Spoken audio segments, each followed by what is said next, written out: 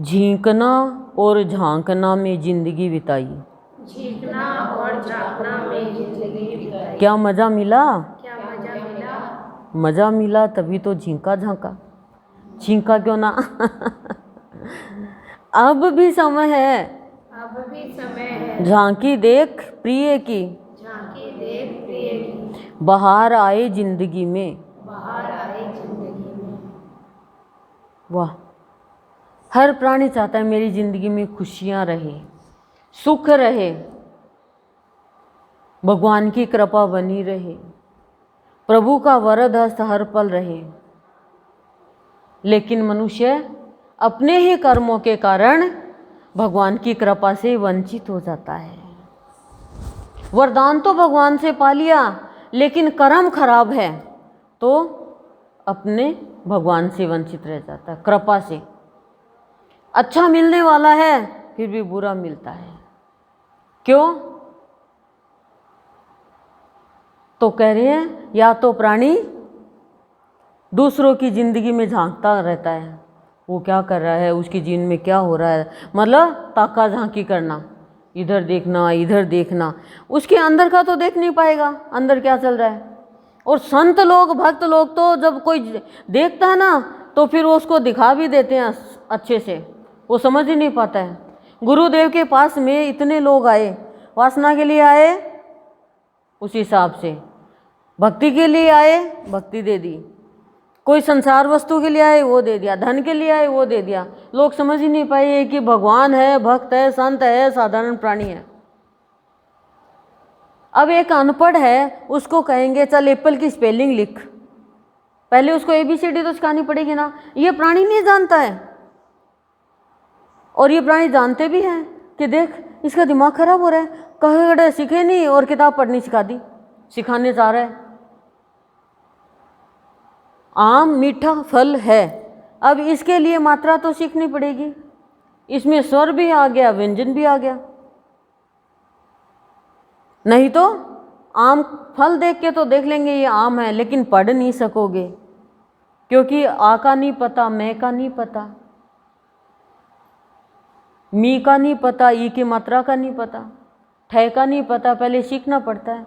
हम सिखाते हैं ट से टमाटर, ठ से ठठेरा, ठ तो कह रहे हैं ट से ठ बना ले, पर ट तो सीखे, लेकिन बच्चा कितना उल्टा सीधा लिखता है, पहले बोलना ही तो सीखता है ना।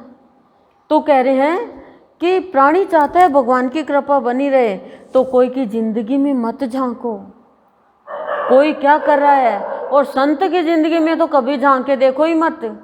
बाबा ने कहा है हम साधु संत तो अंदर अंगारा और ऊपर राख ही दिखती है, लेकिन झांक के देखोगे ना तो हाथ जल जाएगा। अंदर अंगारा है, अंदर प्यार ही भाव है, लेकिन जो झांक के देखना है वो संत कुछ भी उसको नहीं दे पाता है।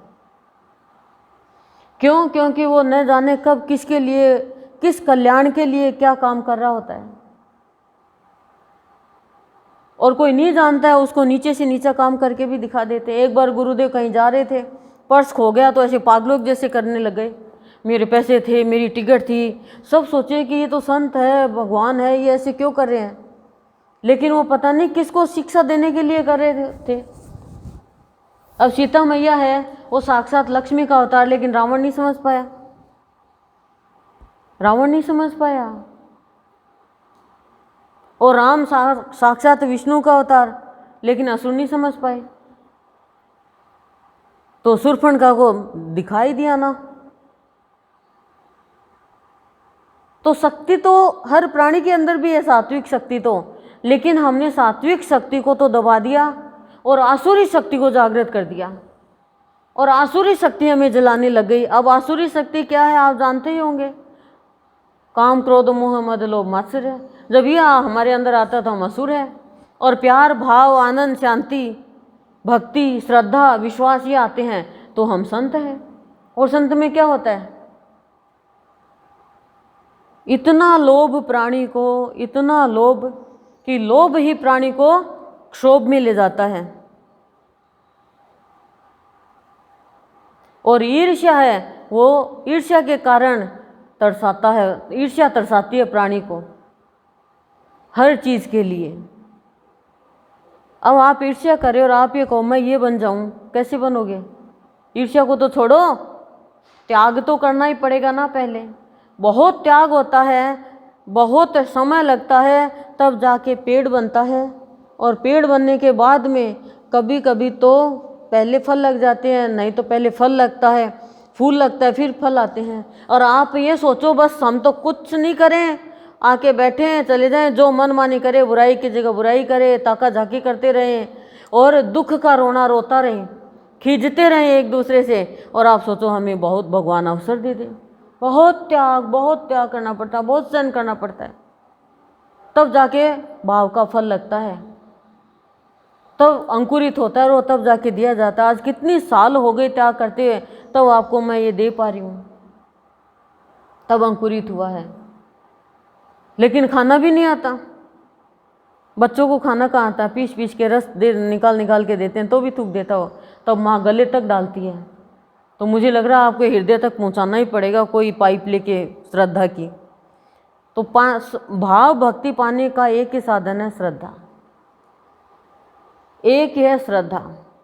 बिना श्रद्धा के कुछ भी नहीं मिलेगा। और श्रद्धा प्राणी के अंदर जल्दी से आती नहीं है, आस्था जल्दी सी बनती नहीं है। गुरुदेव का प्रवचन भी है, श्रद्धावान लभते ज्ञानम। श्रद्धावान ही लाभ प्राप्त कर सकता है ज्ञान का। श्रद्धा नहीं है, बाबा के प्रति श्रद्धा थी, बाबा का देखा कि बाबा तो माता बनासा के साथ है, श्रद्धा टूट गई। ना ना ना, संतों के कर्म देखो ही मत। दिगंबर है ना, सीखे ले कैसे, किसी को भी देख ले जग जाए वासना, तो बाबा तो बहुत सिद्ध पुरुष है, तभी तो दिगंबर है। सबको रेडीमेड चीज चाहिए आजकल, तो भक्ति भी रेडीमेड ही चाहिए आपको। बस तब कोई करे हम तो हाथ लगा दें बस और तर जाएं, मेहनत कोई करे और हम तो उसको कह दें ले तेरा मेरा हाथ पकड़ ले तेरे कपड़ा पहन ले, ये कर ले। ऐसे थोड़ी होता है। भक्ति रेडीमेड होने से नहीं मिलती। कपड़े मिल जाएंगे, खाना मिल जाएगा, सब चीज़ रेडीमेड मिलती है। आजकल तो शादी नहीं हो रही तो रेडीमेड दुल्हन भी ले आती हैं कहीं जाके कि भाई चलो नहीं हो रही है, कर दो सौदा, बोलो। लेकिन भक्ति और भगवान रेडीमेड नहीं मिलते हैं। रेडीमेड ले खरीद के भगवान को, उसे क्या होगा, जान फूंकनी पड़ती है। तो गुरुदेव क्या कह रही हैं, दो अवगुण है मनुष्य के अंदर। कोई के पास बैठो या मेरे पास आके बैठे तो दुख का रोना ही रोता रहता है सारे दिन, बरसों बरसों का दुख का रोना। अरे अब तो छोड़ दे, मतलब किसी से तो बात करें हैं तो 10 बार बात करेंगे तो भी वही बात रिपीट करते रहेंगे। अरे यही दुख की बात है और कोई बात ही नहीं है क्या? अब अपना स्तर ऊंचा करो, दुख की बात भी करो, तो दुख आया तो उसे शिक्षा लो। कोई आपका अपमान करे तो उसे शिक्षा लो कि इसने मेरा अपमान किया, मेरे को कितनी तकलीफ हुई, मेरे को अपमान नहीं करना चाहिए। इसने मेरा अपमान किया तो मैं तो इसने 50 गुना किया तो मैं 100 गुना अपमान करूँगा, और इसका तो करूँगा ही करूँगा, इसके पति का भी करूँगा और इसके ना और बच्चों का भी अपमान करूँगा। तो हमने शिक्षा तो नहीं ली ना, कुछ शिक्षा ले ली हमने। तो सत्संगियों का क्या कर्तव्य है कि हर दुख से शिक्षा ले, लेकिन इसे खींच गया, इसे नाराज हो गया, ये अपना ही काम बिगाड़ लिया, अपना ही जीवन बिगाड़ लिया।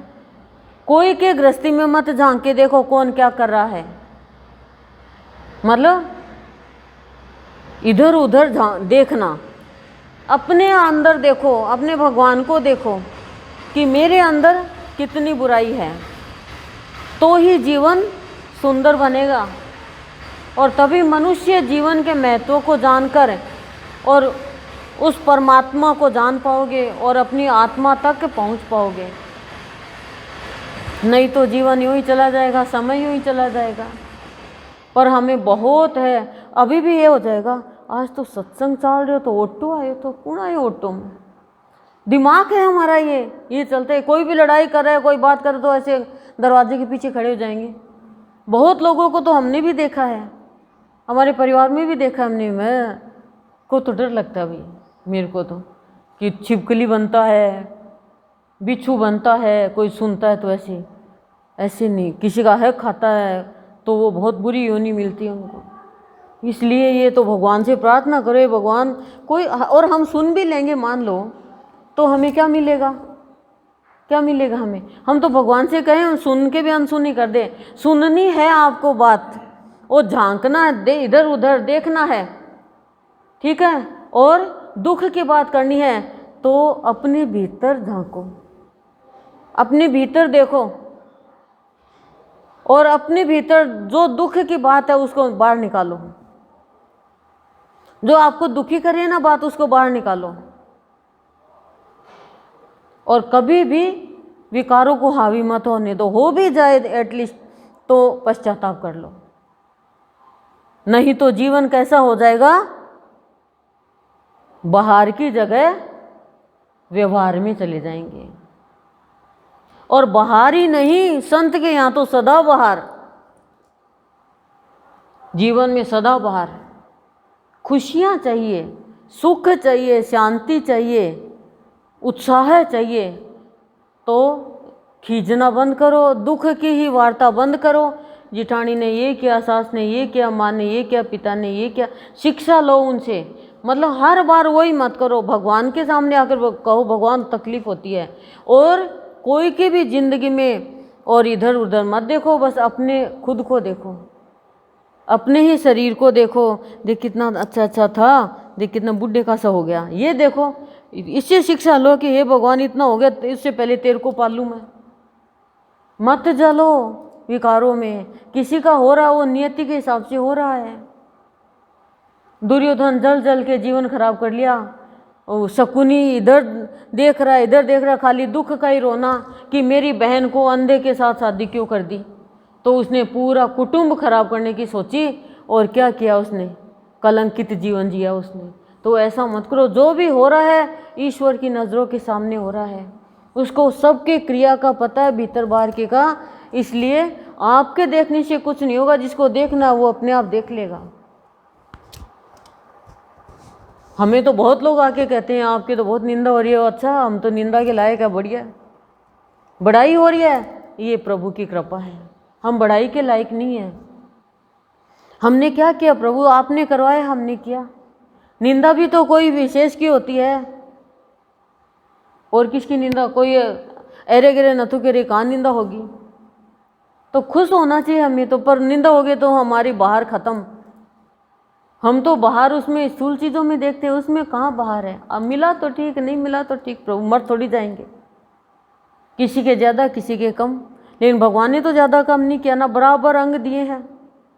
हाइट थोड़ी ज़्यादा कम हो सकती है, मेंटेन करके रखो बॉडी को, शरीर को, क्योंकि शरीर साथ नहीं देगा तो मन कितना ही तड़फता रहो, चाहे भाग नहीं सकोगे, सेवा नहीं कर सकोगे। तो शरीर भगवान का मंदिर बना लो, बदन को सदन बना लो, घर को पवित्र कर लो। घर में कोई भी तेरा मेरे मत करो, कौन क्या कर रहा है पड़ोस में भी आपको क्या मतलब है? आपको मतलब है तो अपने भगवान से, आपसे, और अपना कर्तव्य निभाओ, तो जीवन आलीशान खुश नसीब हो जाओगे अपने आप में। कह रही है मेरा नसीब खुश नसीब, नसीब से खुश नसीब हो जाओगे। खुश नसीब वही है जिसके जीवन में खुशी है। पेड़ पे बहार आती है, अब शरीर में बहार लेकर आओ भक्ति और भाव की।